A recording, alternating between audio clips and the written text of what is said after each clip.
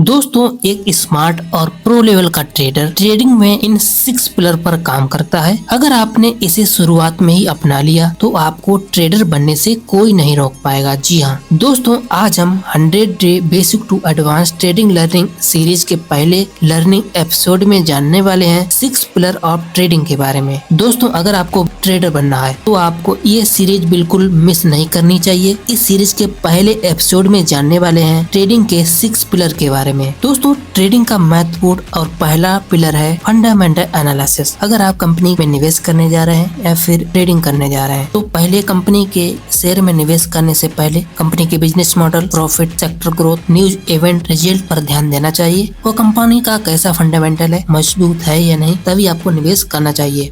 अगर आप किसी इंडेक्स में ट्रेडिंग करने जा रहे हैं तो आपको उस इंडेक्स के कंपोनेंट यानी कि उसमें कौन सी कंपनियां हैं तो उसको ट्रेक करना आना चाहिए। इसके बाद है दोस्तों टेक्निकल एनालिसिस। आप ट्रेडिंग या फिर इन्वेस्टिंग करने जा रहे हैं तो आपको ये आना ही चाहिए। इसके बगैर आप सक्सेसफुल नहीं हो सकते हैं। शेयर या इंडेक्स के movement, trend, pattern, support, resistance indicator से आप पता कर सकते हैं उस इंडेक्स या शेयर को कैसे सपोर्ट रेजिस्टेंस मिल रहा है और आगे आने वाले दिनों में या फिर कितना उसमें सपोर्ट बन रहा है, तो इसको एनालाइज कर पाएंगे। दोस्तों, अगर आपको ट्रेडिंग में सरवाइव करना है तो आपको पहले दिन से ही रिस्क मैनेजमेंट फॉलो करना होगा, नहीं तो आपकी कैपिटल पहले ही दफा वाइप आउट हो सकती है। आपको अपना कैपिटल प्रोटेक्ट करना आना चाहिए, तभी आप ट्रेडिंग में आगे बढ़ सकते हैं। आपको प्रैक्टिकल स्टॉप लॉस कितना बन रहा है और लगाकर उसको निश्चिंत ट्रेड कर पाएंगे। अगर आपको ट्रेडिंग में आना ही है तो ट्रेडिंग प्लान होना चाहिए,